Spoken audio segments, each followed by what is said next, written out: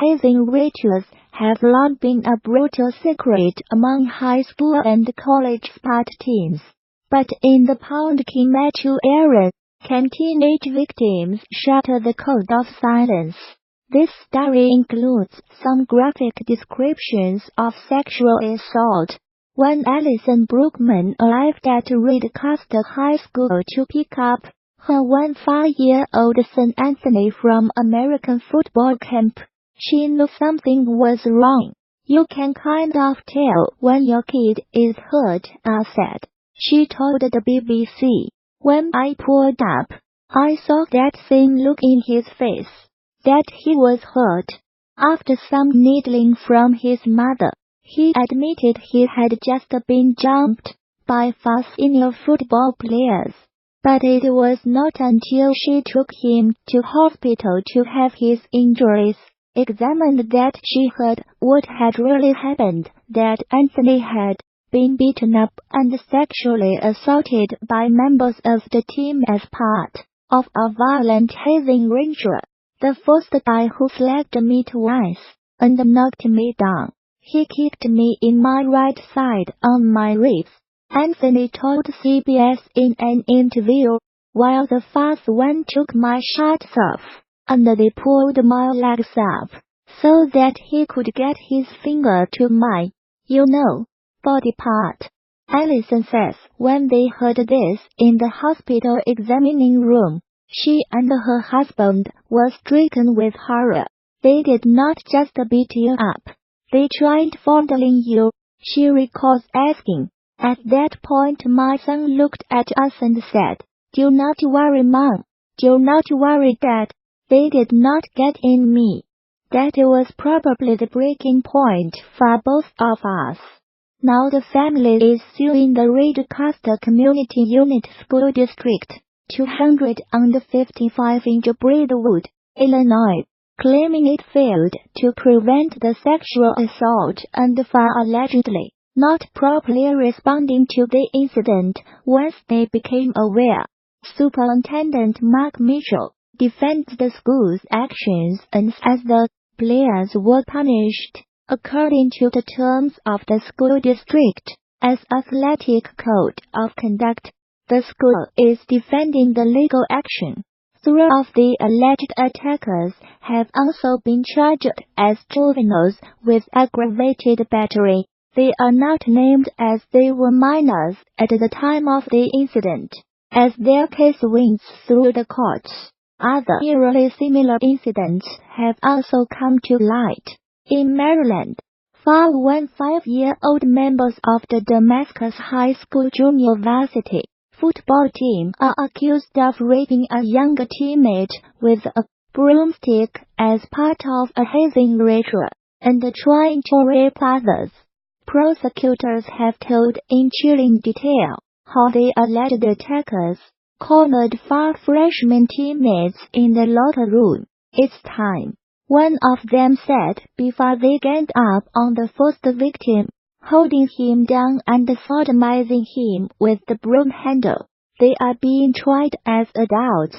A 5th suspect is being charged as a juvenile, and in the Canadian city of Toronto, 7 14 and 1 5-year-old football players from St. Michael's College School are facing charges of gang sex assault related to 3 separate hazing incidents. In one incident, a video allegedly showing a teammate being penetrated by a broom was shared online.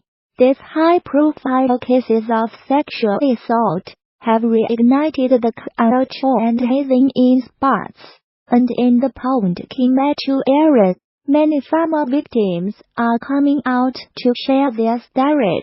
Hazing is when members of a group deliberately embarrass or harm or prospective members as part of a rite of passage or initiation into the group. These are powerful forces that we are talking about, wanting to belong and wanting to be a part of a community, says Jay Johnson, an expert on hazing on sports teams, who teaches at the University of Manitoba. Hazing rituals can run the gambit from relatively benign forcing team members to carry the gear to matches, or chant silly songs on campus to extreme forms of bullying, including physical and sexual abuse. It has been most commonly associated with university fraternities and sororities and athletic clubs. But high school groups are not immune. A 2000 survey by Alfred University found that about half of high school students reported participating in activities that qualified as hazing, while only 14% identified as being hazed. In the United States, 45 states have banned hazing.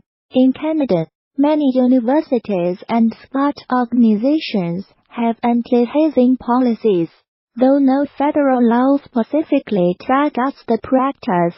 Like in the St. Michael's incident, police have often relied on assault laws when laying charges in hazing cases. In the United Kingdom, the Rugby Football Union, the sport's governing body, has said initiations at university clubs are putting people off wanting to continue playing.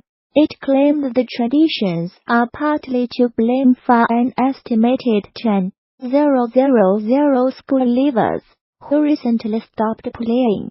Most students who have been hazed have trouble eerily-similar they were, says Johnson, in part because a lot of the activities may seem harmless and like they were just being a part of a team. But hazing can turn sinister, and the practice leads to several deaths a year, often from alcohol intoxication. Sexualized hazing is also fairly common, says Johnson. From Texas to Australia, there have been reports of racial sex assault on school sports teams for years. A 2017 investigation by the Associated Press found 70 cases of teammate-on-teammate sexual assaults in United States public schools between 2012 to 2017, which it called the tip of the iceberg. The cases are shocking both in their violence and their similarity, often featuring some variation of older teammates sodomizing victims with anything from a fist to a Gatorade bottle to the nozzle of a carbon dioxide tank. Earlier this year, an organization called End Rape on Campus released a report saying that orientation week at Australian universities is called the Red Zone by sexual assault support workers due to the combination of assaults, hazing rituals, and excessive alcohol consumption. Sometimes all it takes is one bad apple to push a team to commit sexual assault, Johnson says. All it takes is that one person in power, or at the top of the hierarchy, a veteran player, who came in who was a bit on the sadistic side, who pushes that boundary of what it can become, he says. But hazing rituals usually stem from a toxic team culture, he says. Traditions are passed down from year to year, and today's aggressors were often last year's victims. Often, coaches and other authorities turn a blind eye, Johnson says. In their lawsuit, the Brookmans blame the school for allowing the hazing to fester on the team until it escalated to their son's assault. They also blame the school for allegedly not protecting their son from bullying after the incident.